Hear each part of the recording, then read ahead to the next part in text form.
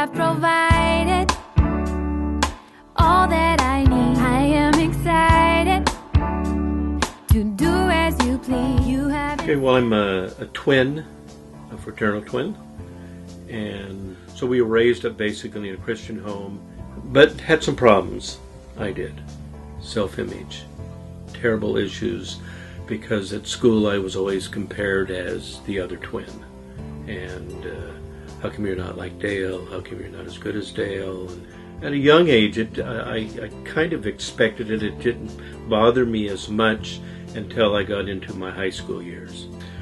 Both of us, because of our father was in the ministry, felt the call to go into the ministry, and we went to a Christian college, went into the ministry following that, pastored as youth pastor, then pastored my own church about 2 years later. That's pretty much my life, almost to the start of my addiction. My addiction kind of ran into the middle of that. In the years that I started at Stockton was also, which was 25 years ago, was also the start of the internet for me. And being a pastor, the church bought me a computer, I got involved, being very curious about it, I started looking at things, and the first thing that attracted me was chat rooms. And I started to understand that I could find people that would listen to me and would feel something about me, and I was important to them. They didn't know anything about my past, they didn't know about my twin brother, and so I got into chat rooms and started to talk. And as the internet got involved, I got involved. And the more I got involved, the more I found that I had this audience that I could fool. And so I started to become what I had already read about, this new character. And I didn't tell him I was a minister. That was the last thing I was going to tell him. So I told him I was a counselor. I built up this little fantasy story of who I was. And what that drifted to was to finding women who enjoyed to talk. And I started talking to them, and I found out that they felt sorry for me. And it became tremendously involved. I lived this double life. I was this preacher at church who loved the people, who loved my relationship with God, who was tremendously compassionate. But then in my own private life, I had this little secret thing going on. In the course of that time, 4 different times, Lynn found out, my wife. And I hated it. And I made promises to her. And for 3 or 4 months, I was great, and then I went back to it. And I could not figure out what was going on until finally I started to wonder, I must really have a problem. During this time, I got diabetes. I had some complications. I almost had a foot that was amputated. And I was at home for about 4 months after surgery. And I decided I got to stop this. And so the woman that I had been involved with the most, I wrote her, I said, I'm finished. And during this time of healing, she phoned me up one day. And she said, I'd like to talk to you. And I said, no, I'm done. Which was the right thing to do, but the wrong thing to do as far as she was concerned. She got mad. And she knew some things about me. She looked my name up on the internet. She found out all about me, and a month later, my district superintendent came to my door with a suitcase full of letters that I had written her, and I was found out. Had to tell my children, my wife, and own up to things that I had hoped I'd never own up to, have to deal with. In all those years, I had tried to fix myself. I thought I knew all the answers. I couldn't solve it. Couldn't fix it. And to make a long story short, I went before my church, confessed to them. They didn't want me to. They wanted me just to walk away, but I wasn't going to do that. And a week later, on my 40th anniversary, and on Father's Day, the same day,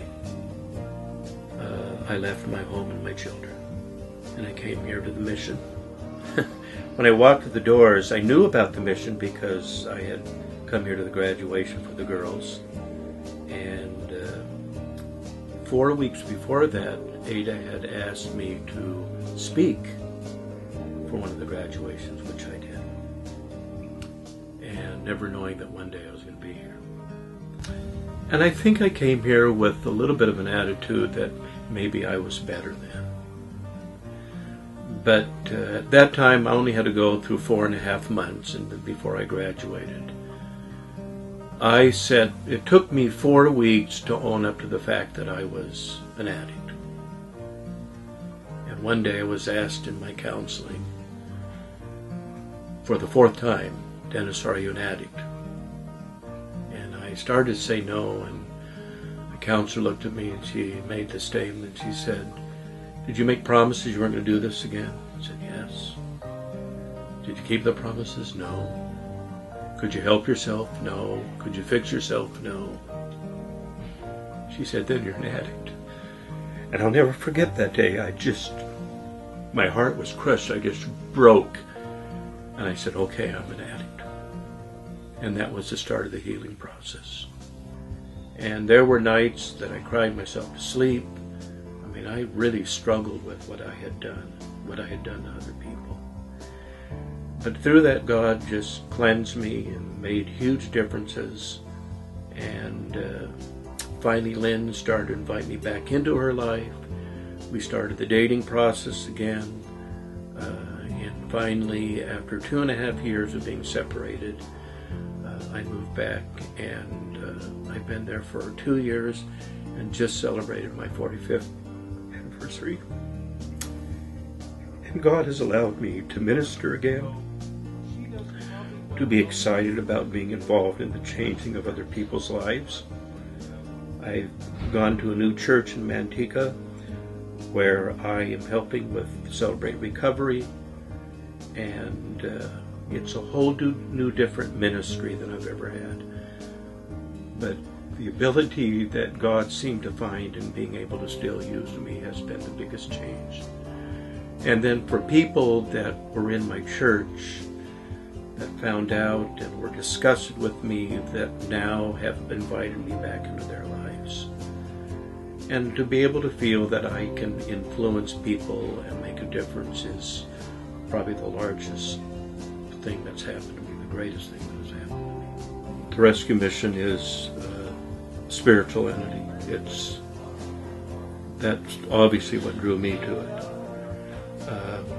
And because they teach us spiritual principles. But I think most of all, it taught me the importance of my relationship with God before was from one day, then it would be a great day, and then it would kind of lapse over for a couple of months, and I'd live off that. And I think I learned here about it being a day-by-day experience. I had to when I got up in the morning. This was such a brand new experience for me. I was frightened. I didn't know what to do. I didn't know how to do it. And to be able to do that, I had to pray to God. I didn't have my wife to lean on, my kids to lean back. I didn't have a church to go to. Nothing was familiar. So the only thing that was familiar to me somewhat was my relationship with God. And that's probably the deepest thing I've learned. It's not religion. It's my relationship with God. And to be able to talk to Him, to unload to Him my feelings, even the things I don't understand. I'm sure that there's times inside I shout at God, but that He loves me, listens to me, and I feel His presence all the time. The days that I fight those battles where Satan attacks me, and I go back to those old ways of thinking, God reminds me.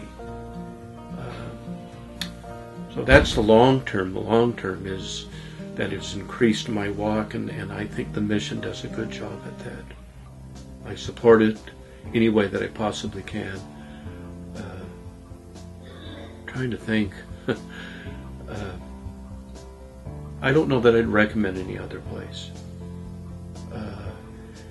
And I feel that it's made such a change in my own life that that's what I would recommend to anybody. I was trying to explain it to someone the other day. My greatest thing that I've realized, I've been here now going on my 6th year, that in 6 years I've made closer friends with people that I work with and with clients that I work with than I did 40 years before that. Because there's an open aspect about this. There's a place where people pour out their hearts that ties you in with them. And I love that about the mission. I always look forward to going to work somewhat, but I love going to work here. This is not a hard place for me to work at all. I'm sure there's days that are more difficult than others, but I look forward to it. And someone asked me, when are you going to retire? I don't know. It's too much enjoyment in it right now. What better investment could you ever make? Than to invest in someone's life at the very lowest point of their life and to be a part of it, and knowing that they're getting the right instruction and knowing that they're learning how to be honest and knowing that they can change their lives, and then watching them change their lives and having them be here for 3 years and to be able to leave and live a normal life, sometimes even better than that, and affect other people. And my greatest reward in going to bed every night is knowing that I've been a part of that. And what better investment could a donor ever make than to invest in someone's life, and then to know on top of that, eternally, that they have a hope too. How else would you sell that except to say that? You have provided all that I need. I am excited to do as you please. You have inside